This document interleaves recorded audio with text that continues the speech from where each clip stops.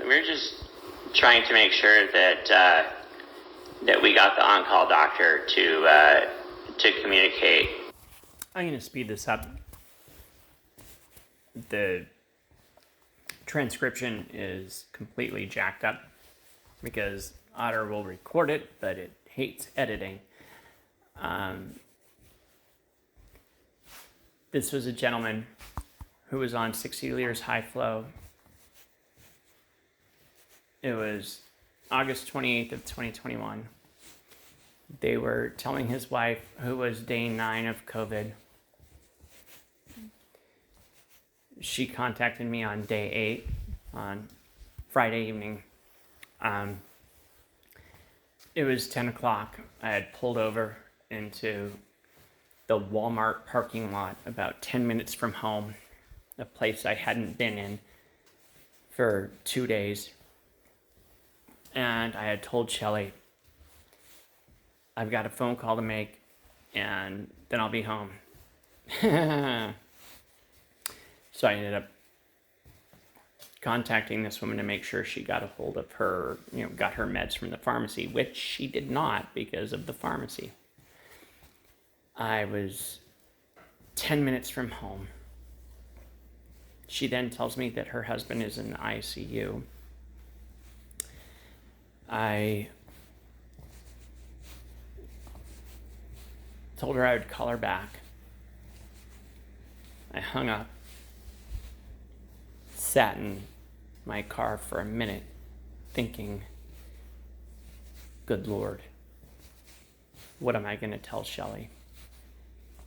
Because I had gone into this woman's chart and looked at her address and it was 35 minutes the other way. And I said I was going to be home in 10 minutes. Oh, the lies I have told to Shelly.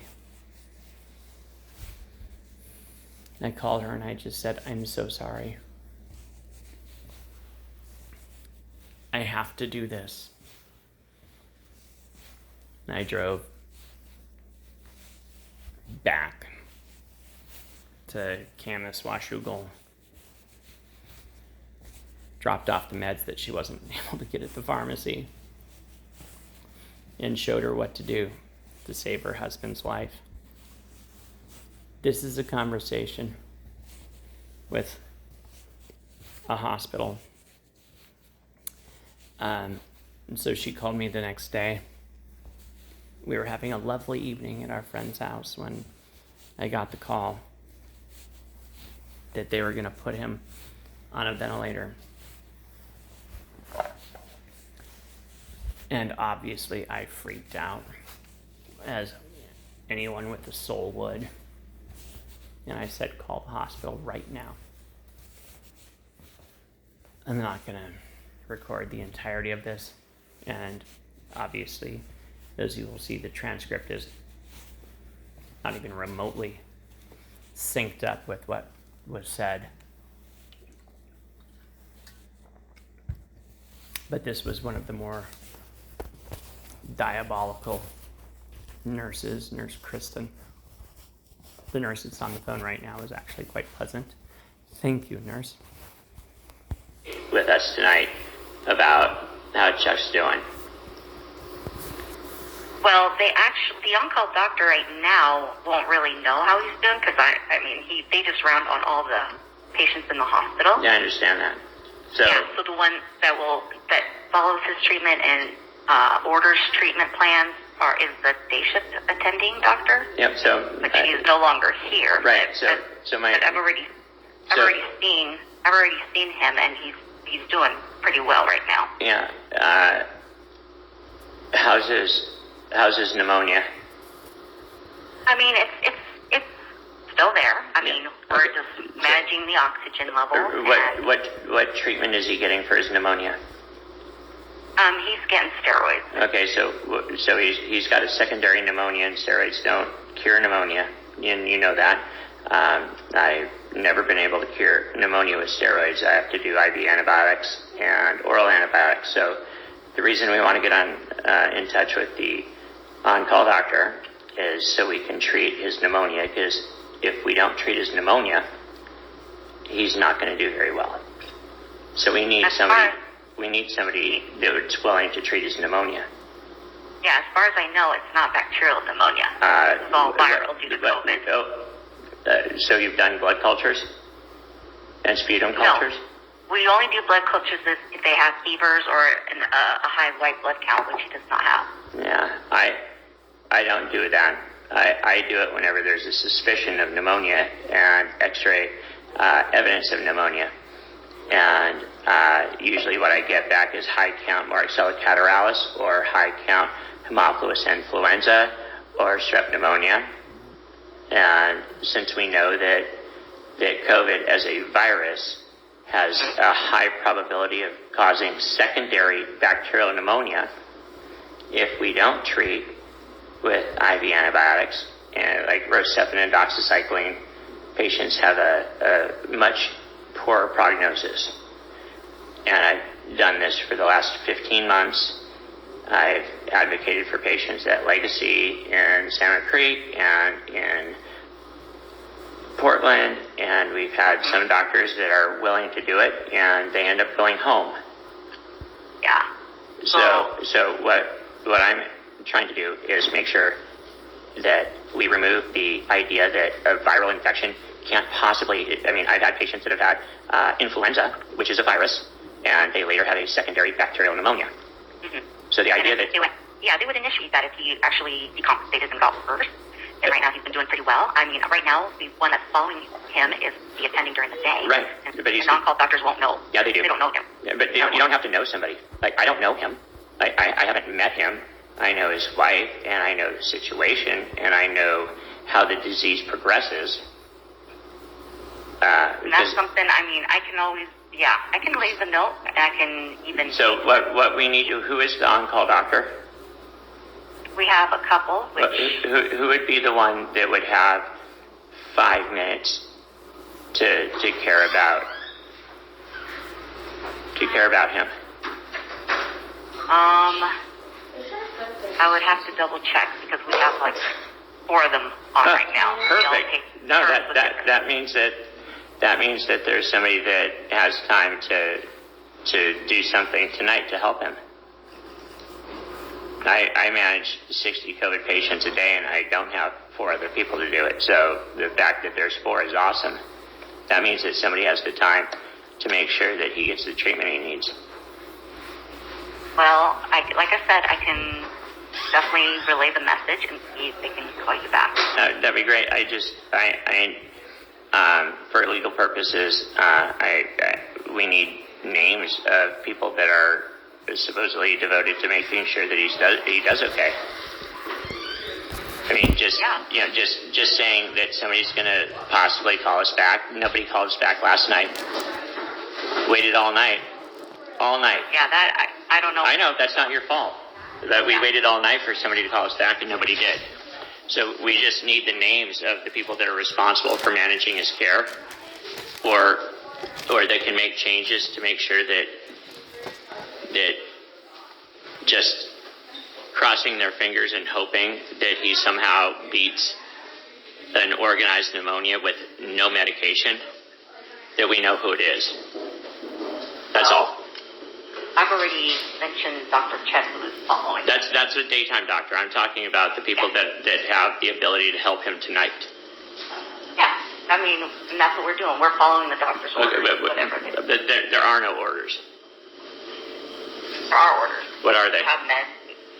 So what are the orders for antibiotic treatment? There is no antibiotic. Exactly. So there are no orders. I'm asking who is responsible tonight to help him. Hang on. I'm going to put you on hold for just a minute. Thank you. They hate me. So, I wasn't trying to be rude. It's a human life in the balance. And a nurse is just doing her job. Protecting the doctors from doing their job. I was in my anger and helplessness with not being able to just go in there. And by the way, he lived. He went home, despite the hospital. That was Saturday night. He walked out of the hospital Tuesday morning. They gave him nothing. He walked out, sitting at 94 on room air. They have no idea how he did it. And it was the night before, what we were able to do. And glory. I mean, thank God he lived, because the rightful, like, justice, how do I say it? The crap storm that I endured from my family, again, rightfully so, for going a third day without seeing them, for him to have not made it, probably would have broken me. But, anyways, just,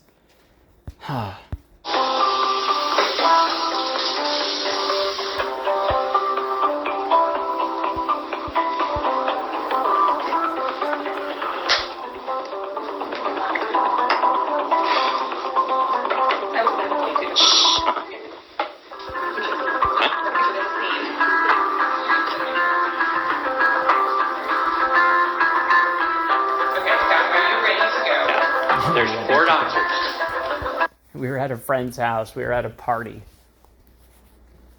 when I got this call, and I had to recuse myself from the fun and wandered through their house pretending that, like, when I was on hold, that I was present and engaged.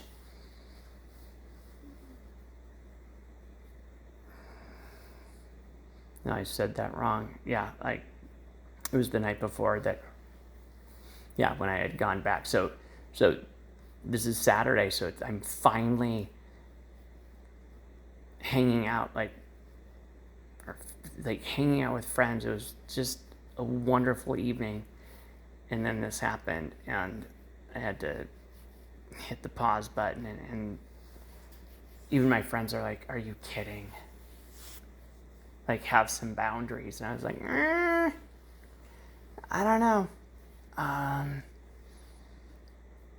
Your wife, mother-in-law, and brother-in-law almost died. So just cut me a tiny bit of slack. Just a tiny bit. 4 doctors on call. What does she make it sound like? There's 1 doctor. 1 doctor. There's 4. You have your belongings. So 4 doctors and no one. Where are we Hi, hiding? this is Kristen, the charge nurse. Hi, Kristen. Kristen is not a kind woman. Kristen is an angry woman. Kristen hates truth. Hold on, I'm walking past our chicken's white noise machine. Oh, Chippy. Shh. Kristen. Hello? Hi, who am I speaking to? Kristen, this is Sherry Newby. I'm Chuck Newby's wife. And I have a good family friend on the phone, Christopher, that's trying to help me advocate for care for Chuck. Okay, what is your concern? The care that you're concerned about? Well, he's got organized pneumonia. It's Who being does? Chuck. Has organized He's got pneumonia. Okay. Right. You're asking me or No, we're telling you that's what the diagnosis is. He's got pneumonia. Well, these are questions I can't answer from you. No, they're not. They're not. Not But quite. if Sherry wants... Oh, sorry, Sherry. Give me just a moment. If Sherry wants to ask them, I'm happy to answer them to the best of my ability. Okay, so does he have organized pneumonia? Your husband's admitting diagnosis is COVID-19 viral pneumonia resulting in hypoxia. So he's got pneumonia. It is a viral pneumonia, yes. Based on the cultures? Again, if you want to ask... Sorry, Sherry, are they based on the blood Is culture? that based on cultures? No, that is based on a PCR swab. Nobody there to advocate for. Do you not understand her? I can't come in there with him. Sherry, you do not understand what he has. What you are describing, antibiotics, are effective for a bacterial...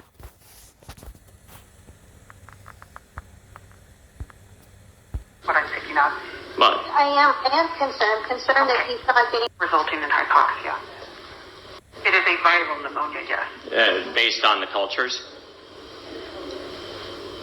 Again, if you want to ask... Sorry, Sherry, are they based on the blood Is culture? that based on cultures? Sorry, I had to go back in time. No, that is based on a PCR swab. So, Sherry, so basically what they're saying is because they did a PCR and it was positive for COVID, that there's no possibility that there can be a secondary bacterial pneumonia, which is always a likelihood as a secondary Sherry, positive infection. I just want to be very clear with you. That is not at all what I'm saying. I'm not sure of the dynamic that is going on here, but what I am going to say is this. Your husband is very sick, and he is in a hospital full of critically sick people, in a community full of people who are very sick with COVID. And I can tell that you care very much about your husband. I mean, that is very clear, and you are right to be concerned and worried. I would also be concerned and worried. I am concerned and worried for your husband and the other patients who are here and as sick as he is. It sounds like you're worried that he's not getting adequate care. Is that what I'm picking up? Well, I am concerned. I'm concerned that he's not getting antibiotics, that the doctors have a protocol that says check off the list. Just roll him on his tummy and put the CPAP on him and crossing our fingers and hoping he's getting better. But there's things that can be done, and I don't feel like anybody's wanting to do them because it doesn't fit your checklist. And so what Christopher and I are trying to advocate for him is, can we get him on IV antibiotics and try to combat the pneumonia that he has? If he's still coughing up stuff, he still has it, and he's not being treated for it. So what it sounds to me is it sounds like you're concerned that he's not getting adequate treatment for pneumonia, but the kind of pneumonia that you're describing, that you're concerned about, a bacterial pneumonia, is different from a viral pneumonia. But how do you know that he doesn't have a bacterial pneumonia? You haven't swabbed for it. If you'd like me to have this conversation with you, it's going to have to be a back and forth where I also get to talk. you've been talking to her and she's asking you a question. And I am not going to talk to you anymore, sir. No, I need him to be up here. He can listen. I am not going to have this discussion with him, and I will have a discussion with you if there is a respectful back and forth where I am allowed to answer your questions and correct you if your interpretation of what I'm saying is wrong. But I do not have the time to spend arguing about things. That I don't have time for. Wow. There are a lot of very sick patients here. So There's nobody there to advocate for. Do you not understand her? I can't come in there with him. Sherry, you do not understand what he has. What you are describing, antibiotics, are effective for a bacterial pneumonia. A bacterial pneumonia and a viral pneumonia present very differently. Sherry, she does not. I'm talking to Sherry. I'm going to end this conversation. Please don't do that. He's trying to give me. No, I am not going to do this. This conversation is about to be over. Okay. I'm happy to explain it to you, but I will not argue. Hold on just a moment, please. Please. I don't want to end this call. I don't want to either. I'm scared. I don't know what to do. You guys haven't called me. He's been up for 3 days. I've not had a doctor call me once. I am told I can call on Dr. Nurse. You guys are not communicating with me. What resource do I have but to go outside and have somebody who's willing to communicate and help me through this with us? Because the hospital is doing SWAT. And they're not telling me. He doesn't know what's going on. They're not talking to him because nobody wants to be in the room because they have to gown up and he's infectious. I get it. but it's still a life, and it's still a life that I love, and I will fight for it, and I need to have Christopher on the phone, and if you won't talk directly to him, which would solve a whole lot of problems, you have my consent to do that, then he wouldn't feel like he has to interrupt to give me the questions to ask you. But you aren't the one who can give me that consent. That would be your husband, and he would have to make. But you aren't the one who can give me that consent. That would be your husband, and he would have to make Christopher his new emergency contact. That's how this works. We are too busy to talk to multiple people. Number one, okay? That's why we have one person. And I apologize if a physician hasn't given you a call to kind of like go through things with you. And I am happy to do what I can from where I'm at to try and remedy that. But as I'm not here during the day, I can't guarantee it. But there are things I can do to try and help with that. Okay? And I'm willing to do that. Happy to do it. Can you have the on-call doctor call her? I will hang up this phone and we will be done talking tonight if you speak again. I am happy to talk to Sherry. But he's giving me information I need to ask, because I don't know the questions. But you aren't the one who can give me that consent. That would be your husband. And he would have to make Christopher his new emergency contact. That's how this works. We are too busy to talk to multiple people. Number one, okay? Sorry, I don't know why it keeps jumping back. I'm glad it did, because this nurse is full of a level of crap that is fortunately rarely seen. Okay? That's why we have one person. And I apologize if a physician hasn't given you a call to kind of like go through things with you. And I am happy to do. I apologize that no one has called you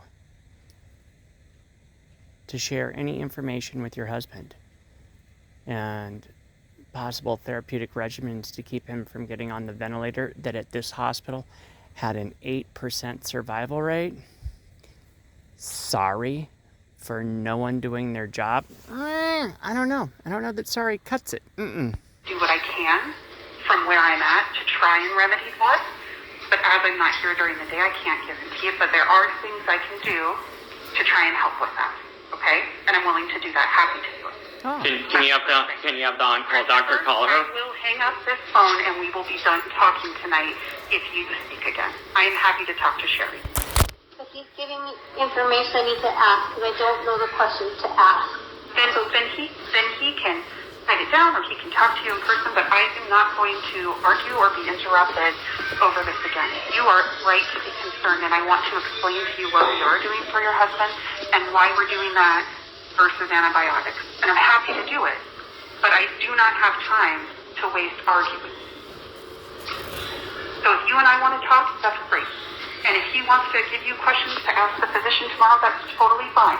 But I'm not going to continue this conversation again if I hear any more. Do you want to keep talking? Yes. Okay.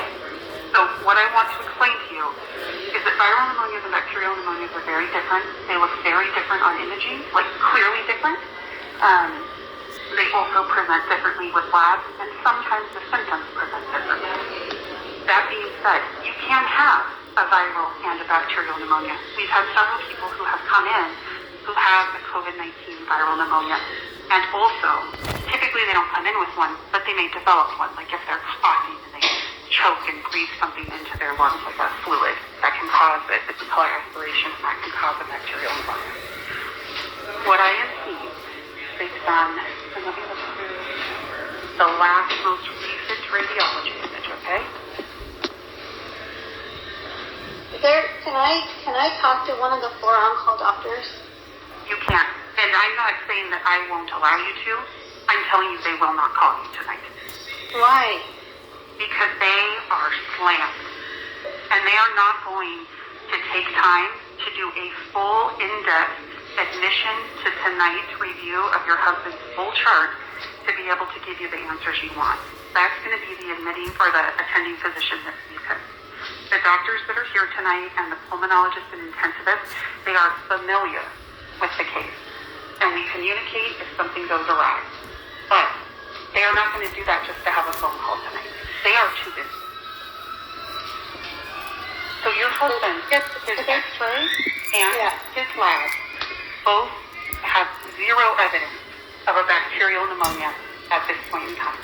She's full of And shit. the only thing that giving antibiotics, like a not indicated antibiotic, to someone with a viral pneumonia does increase the risk of them getting an antibiotic resistant infection in another place.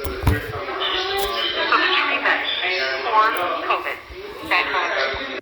So again, I was at a party and I was going from outside, muting it, and going from room to room, apologizing to people.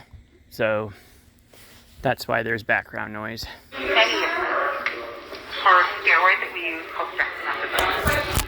And if it is indicated, there is an antiviral infusion we give called remdesivir.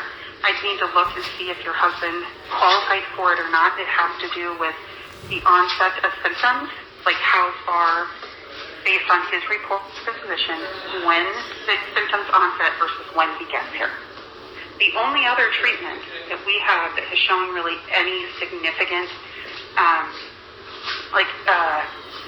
effect for people with COVID-19 pneumonia, and it's a very narrow population of them, is it's a medication called tocilizumab. It's tocilizumab. Again, It's called this is the last time I'm saying this. I will hang up and we will be done talking tonight. And Sherry, can call and speak to patient relations tomorrow. I will be doing I that. will not speak to you. Okay, well, you're Literally, I just helped pronounce the medication that she knows nothing about and can't pronounce, but simply says that somehow there's a rare set of people that qualify for it. No, there isn't. It's anyone that missed the window on remdesivir. And before they were Pez dispensing out baricitinib. Are you kidding me? Like, they wanted to give tocilizumab every chance they could because it's like $8,000 to $10,000 per treatment. Gah. well, you're speaking to me. Okay. This is the last time I'm saying this. The next time I'm just going to end the call. That doesn't help me. That doesn't help me out, Christine. No, it doesn't. But you are not helping yourself right now, and I want to help you. That doesn't help me. No, but you're not helping yourself. And I'm trying to help you. This woman is just pure evil. Like, I have nightmares on this call. And there's way more involved in this story and what happened after this call and the next day and what it took to get her husband home against all odds. It was so shocking what the hospital tried to do. I mean, they did, but we were able to undo it, which sounds even crazier. But this nurse, Kristen, just sinful. I do. He is not helping you. But saying that you're going to hang up on me is not helping me. No, I'm saying I am not going to waste my valuable time that should be spent supporting the nurses trying to take care of your husband and their patients arguing with someone. I will tell you the answers that I have, and I will advocate and make a plan so that you can call from his physician tomorrow, but I won't do this. So the TOSI, that's what we call it. It's a very narrow population of people who can receive it. And I'm not even going to look and see if your husband qualifies because there is a nationwide shortage. We've had 2 doses in the last 4 weeks. Complete BS. Like, this is end of August of 2021. They had plenty of doses because at the exact moment, at the similar moment that I was advocating for this, I was advocating to try and keep 5 other people off of it. So, Kristen, nope. Come into our hospital. And we've been told by the manufacturers not to expect any more. We keep trying, but we haven't gotten it.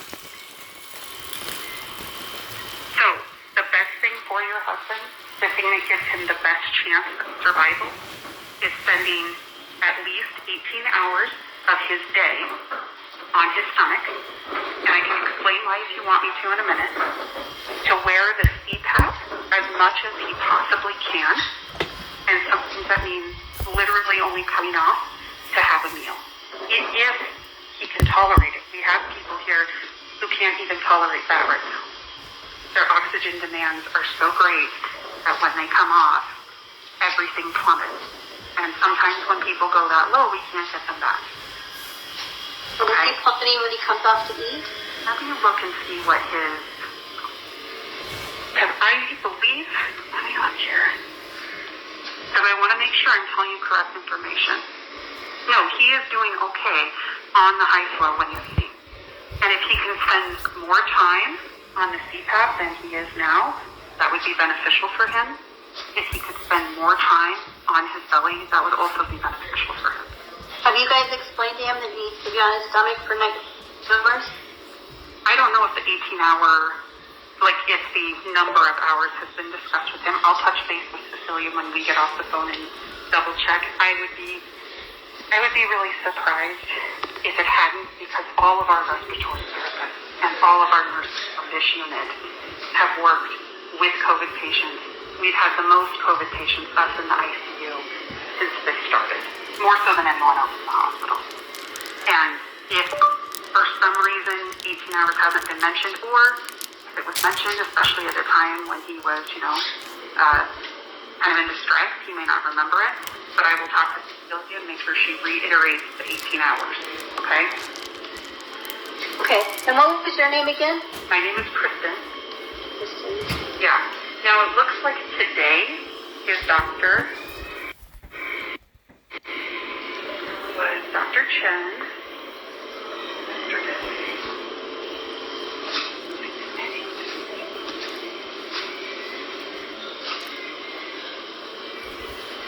I'm trying to see who the admitting physician was, if it was Chen or if it was something.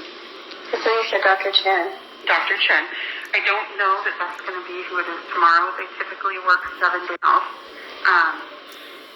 I'd have to go back through the whole call schedule to figure it out. But, we communicate with them throughout the day and throughout the night if we need to. And the best way for a night shift you have that I can't answer tonight, address some of your concerns. And then I'm also going to pass it off to my day shift counterpart, that's the day shift charge nurse, and she will follow up as well. Can I call back in an hour and talk to the on-call doctor tonight? You're not going to be able to talk to a physician tonight. You're not going to be able to talk to a physician. So I'm furiously texting her. Because why shouldn't she be able to talk to an on-call doctor? They had 4 on-call doctors that weren't doing jack squat, right? They weren't managing anyone in the ICU. They weren't managing her husband. 4. So what were they doing? Why couldn't she spend 5 minutes talking to them? So if I call back in an hour, can I talk to a doctor? Nope. She hadn't been able to speak to a physician in over 24 hours. Why? They sure as shit weren't busier than me. I was busier than at least 2, if not 3, of those on-call doctors combined. Yeah, it was a Saturday night, and I was on the phone trying to ensure that her husband got care. We subverted, like I said, the hospital, but this is garbage. It just angers me, and I need to go back into my Zen state, but it's just a dumpster fire of lies. I would love to tell you that they would, but they are too busy right now to have this kind of conversation. They are having a conversation about your loved one has now exceeded all oxygen requirements and is actively dying. What do you want to do? Those are the only conversations. The only conversation's if they're actively dying and what do you want to do? Really? Thanks, Nurse Kristen. And because your husband at this moment is critically ill, they are not going to be able to So he's just basically in a home center where he's just doing either miraculously gets better on his own or he gets worse. with COVID. That's literally it. They come here and we provide support to their body. Like we support them with oxygen, with So, if somebody has COVID, this is what they do. We support their body, like we support them with oxygen and pressurized airflow, and we monitor everything else. pressurized airflow that helps keep their alveoli and their lungs open. We monitor. It helps keep their alveoli in their lungs. No, you put them on high flow and you literally collapse their alveoli. They come in requiring 4 liters, maybe 6, and you bomb them with 40 to 60 and collapse their lungs. That's what you do. Under everything else. So it's because he's not able, he is now, but if you were not able to eat, coming off, he can't come off the CPAP, then we figure out an alternative nutrition plan. We address things like if their sodium gets too low, or if they begin to have like diarrhea from COVID, which sometimes happens. We're constantly monitoring their blood counts and their clotting factors because they're incredibly high for blood clots, and we have had a lot of people die from those. They get the blood clots as a result. We've had a lot of people die from the blood clots. You're the hospital. A lot of people dying at home because of blood clots. Okay, right? You're the hospital, but you put them on 40 milligrams of Lovenox QD instead of like an aggressive anti-clotting regimen. So the fact, Nurse Kristen, that you are admitting that your hospital had a lot of people die from untreated blood clots, even though you knew they were clotting? What? That sounds crazy. I mean, of all the crazy, you just said that you had a lot of people die of blood clots. Yet, you're monitoring their D-dimer. I mean, no, you weren't monitoring their T-regs and VEGF and MMP9. You should have been. If any of the doctors had a brain thinker or weren't whored out to Satan to make boatloads of money. Sorry, Maggie.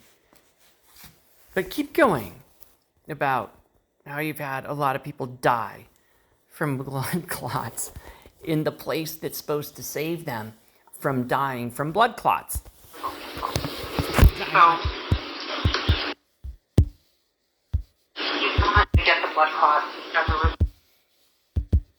Blood counts and their clotting factors because they're incredibly high for blood clots, and we have had a lot of people die from those. They get the blood clots as a result. So they get blood clots as a result of COVID. No, they get blood clots as a result of non-treatment for their COVID. Nurse Kristen.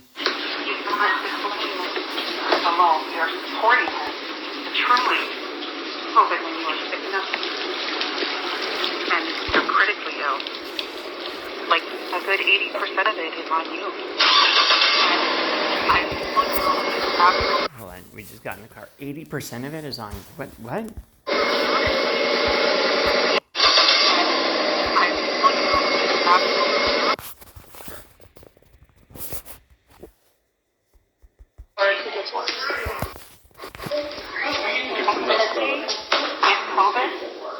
That's literally it from those.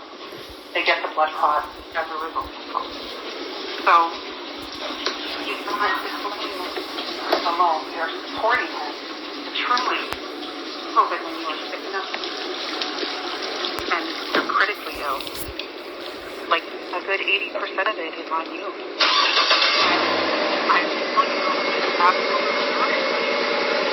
Even if your husband does everything right,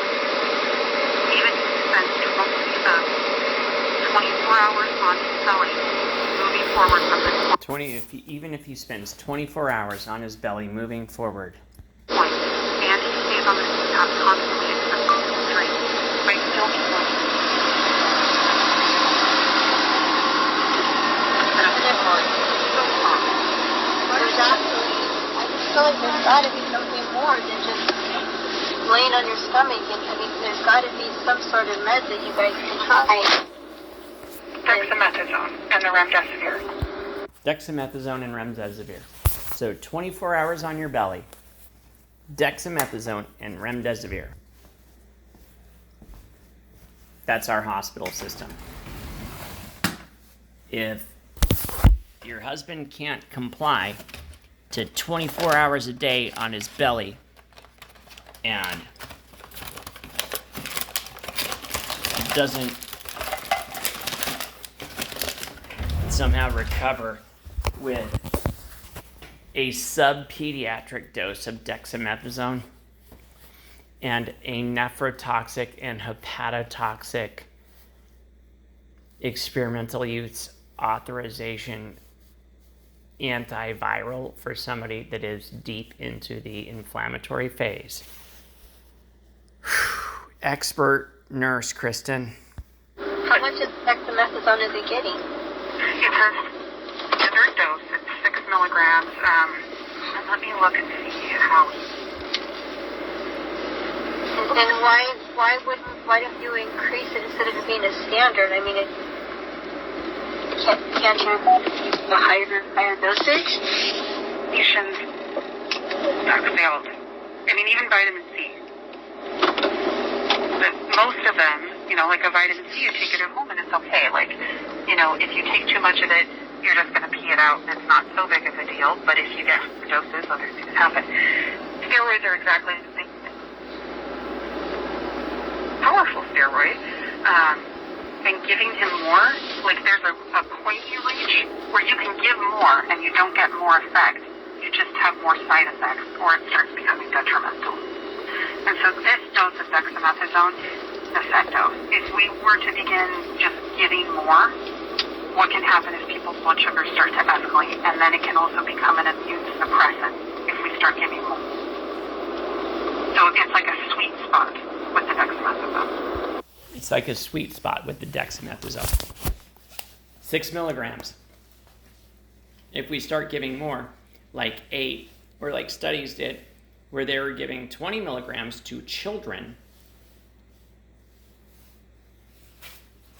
it's like there's a sweet spot.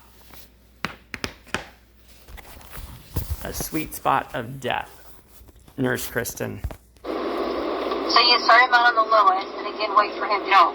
No, it's a set dose. And it's a decent sized dose. It's 6 milligrams of dexamethasone. Typically when people get steroids for other things, like out in the community, we give them a different steroid for most things. Mm-hmm. This is a very unique steroid. We give them a different steroid and we give them a large burst of it. Oh, hold on, there's an emergency. Just one second. And we give them a different steroid and a large burst of it. It's called methylprednisolone. And it makes the bad go away.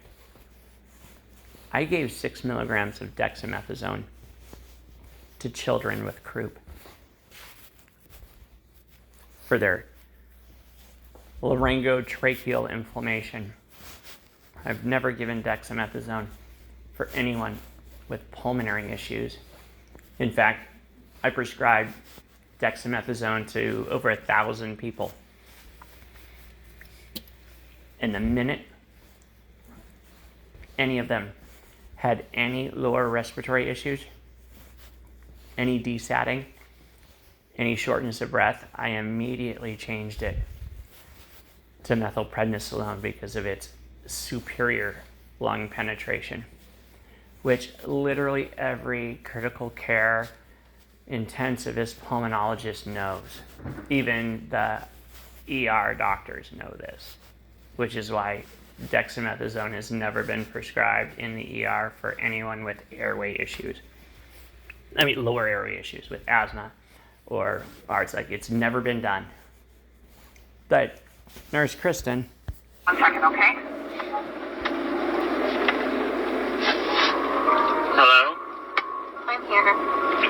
So, 100% absolute garbage. That's what I would treat a 6-year-old with croup.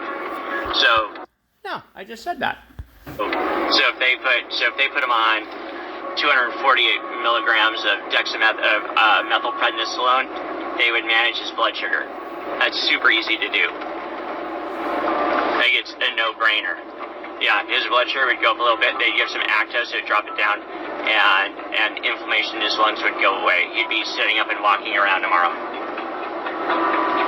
And I mean, just the way she's talking, like they don't want anybody that can ask questions to talk.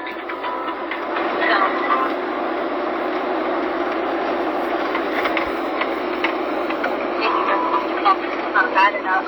Are you there? Yeah, I'm here. Okay. I'm gonna help you.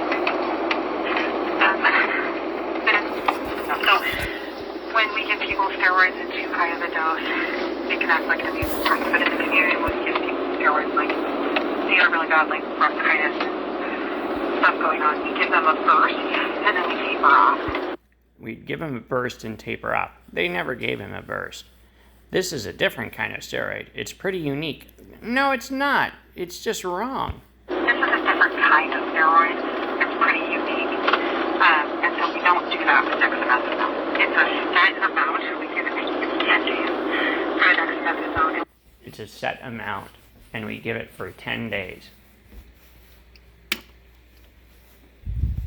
Regardless of decompensation, it's a set amount, and we give it for 10 days.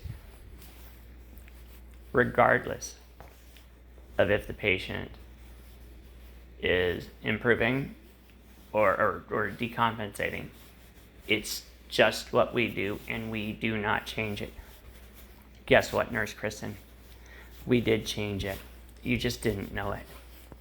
We changed the living shit out of his therapies. It's just that it took this conversation for this woman to hear the abomination coming out of your mouth as a representative of this hospital, for her to realize that if she didn't double down on what she already knew, because I treated her on Friday, this was Saturday, and she was like 80% better, and she knew. She watched it happen to herself. The complete turnaround in her symptoms, which actually gave her the stamina to be able to deal with your hyperbolic idiocy and evilness. Had she not had that kind of a miraculous turnaround, she probably, there's a likelihood, Nurse Kristen, that she may have doubted what I was saying, and possibly she didn't believe any word you said, because everything that came out of your mouth was like a den of lies. But And we either give it IV or orally. And your husband is getting 6 milligrams every day orally.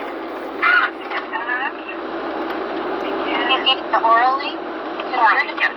When he was getting it in his IV. so oral or IV doesn't matter. It's useless. Pardon? Miranda, when I talked to the nurse Yeah. before, that So he the was IV ended today, and then the PO starts tomorrow. So we do it for 10 days, and we initially do IV, and then we transition to PO.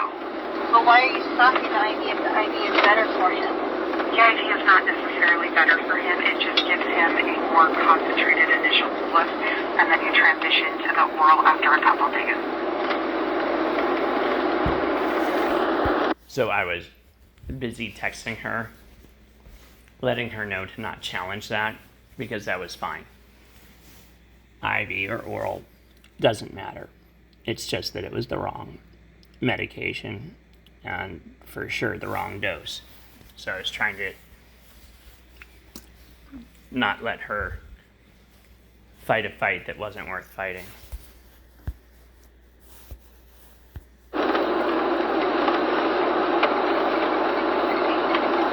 So that was the pause. And then what is that based on? I mean, what is there studies that show that's beneficial to the patient? There are studies. I can't look them up for you right now tonight.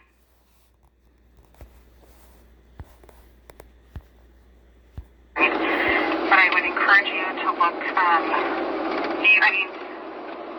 Google Scholar is a good place to look because those are accredited scholarly articles that are published in their reviews of studies done in hospitals and or clinics. Dexamethasone is also what is prescribed outpatient for people who are not sick enough to go to the hospital. But I can also find studies that say that there's other treatments that can be done. I mean, there's a whole slew of treatments out there. Like which ones are you worried about? Let me see if I can help.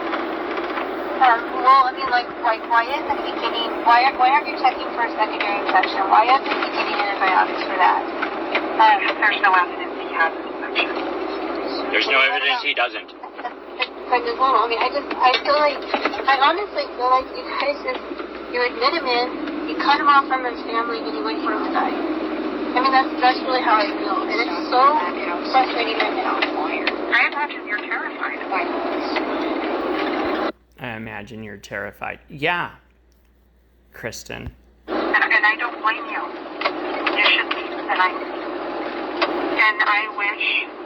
so wish that we had a way for people to safely, interact with their families. I wish we had a way for people to safely interact with their family. She was safely interacting with her family, with her husband, up until the point that he went to the hospital. They were both sick.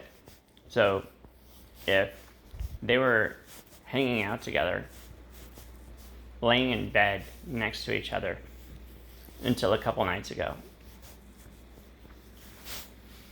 why can she not go in and see him? Especially if she puts a mask on, which would absolutely protect her from sorry, she already has COVID, and all y'all are wearing spacesuits, so why would she be worried? Why would you be worried about her going in to be with her husband if y'all are wearing spacesuits and she doesn't give a shit? Nurse Kristen? So badly. I want you to know that the nurses here, and every nurse I know at every other hospital, we're doing our best to be these people's families while we're here. We are treating them like they are our family. I guess what I'm frustrated about most, Christine, is your protection of not letting me talk to the doctor. So keep telling me that there's no doctor who's going to call me back. And then when I try to find somebody who has medical information to be an advocate for me, you shut them off and say you won't talk to them. And I'm just an average Joe. I don't have a medical degree. I don't spend thousands of hours reading about it. I can turn on the news and I can get one information. I can, depending if you say Google, great. I can Google. No, not Google. Google Scholar. I can go There's to, difference. and I can go to a site, all different medical sites, and I can get a full array of information. And you know what? I really don't care about any information except for what's going to help my husband. And what I hear from you, though, is that, hey, I can't talk to the doctor. Doctors come out. Because there's plenty of other people that they won't have. But I've been asking for 3 days, and the doctor hasn't called me. So... Hasn't called me, not coffee. I'm so sorry that that is happening. I don't have a lot of confidence in this, I mean, normally in the non-COVID world, if he wasn't with COVID, In a non-COVID world.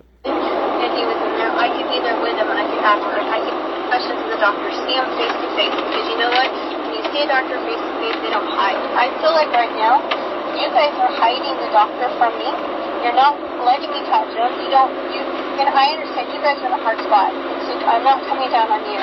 You guys have been put in a spot first to protect these doctors and just carry out the orders. You don't make a decision.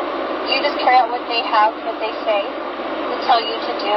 But yet, you guys are also been charged with protecting them so that they have no legal liability with any of this. Then are they really doing everything that they can? Are you guys, why not keep giving them the dexamethasone and then treat his blood sugar?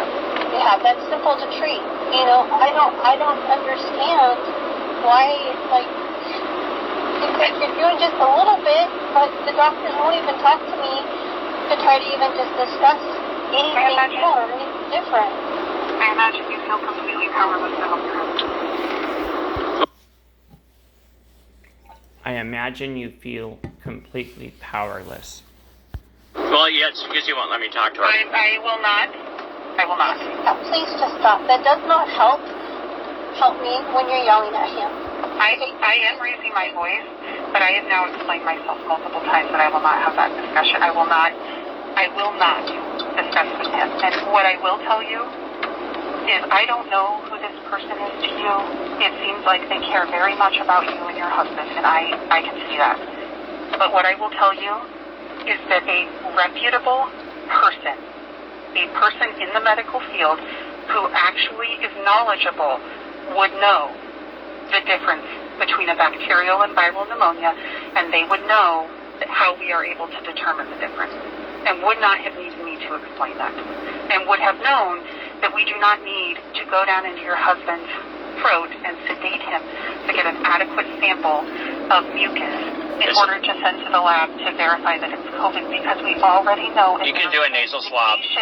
I'm going to end the phone call, and I will refer you to patient relations. In fact, I'm going to put you on hold and give you the phone number, and that's who you will speak with from now on. Just a moment. No, it's fine. Like, she's literally useless, and patient relations is better. Like what she's saying, like a reputable person would know the difference between COVID pneumonia. If they didn't do any cultures, they have like all it takes. I have a phone number and a name for you. Okay? Her name is Michelle Richmond, Oh, thank God, I know her. and the phone number is 360-487-3498. I believe that she's checking voicemails on the weekend. You can call that at any time. And she will set up a plan for you on how you will get updates moving forward. A reputable doctor would know how to treat pneumonia and COVID. Yeah, you should. You are shocking. You are shocking that you will not care for him. It's very unfortunate that you are misleading this poor woman. Very unfortunate, and you should be ashamed of yourself. Sherry, do you have any questions? It is very unfortunate that you are misleading this woman, and you should be ashamed of yourself. Before I hang up. No. Yeah, Sherry, ask her why Sherry, do you are shocking that you will not care for him. You are shocking. You are shocking that you will not care for him. It's very unfortunate that you are misleading this poor woman. It is very unfortunate that you are misleading this poor woman. It's very unfortunate. Very unfortunate, and you should be ashamed of yourself. Sherry, do you have any questions before I hang up? No. Yeah, Sherry, ask her why she doesn't care. And I am very hopeful that your husband will recover. Yeah, without any treatment. Without any treatment. The physician would like Put him in prone position. Just put him in prone position. Don't give him any treatment. Just don't give him any treatment. No, seriously, don't give him any treatment. Just put him on his stomach so he can beat COVID. Yeah, well done. Okay. So you are amazing. Thank you. You are, oh my gosh, you're a rock star. I can't believe it. What you did. But you don't understand what you did. I mean, I didn't say anything. What you did, like all the questions, because they have to document that. They're not going to say what I did. They have to document what you asked. Like, that has to go in a chart note. Like, that puts them on notice. And so, the doctor in the morning, but you didn't back down. I mean, we're looking at, what, 40 minutes? Or you talked to her, you did not back down. I've listened to people just kind of cave. You stepped on the pedal for your husband. I don't know that you realize how much that matters. Because tomorrow, like, they have to look at that, and the doctors will be like, uh-oh. Like, you know stuff. Like, they're on notice. Okay. Well, if there's anything to help, give him some help. Well, they're not going to say what I did. They have to document what you asked. Like, that has to go in a chart note. Like, they're not going to say what I did. They have to document what you asked.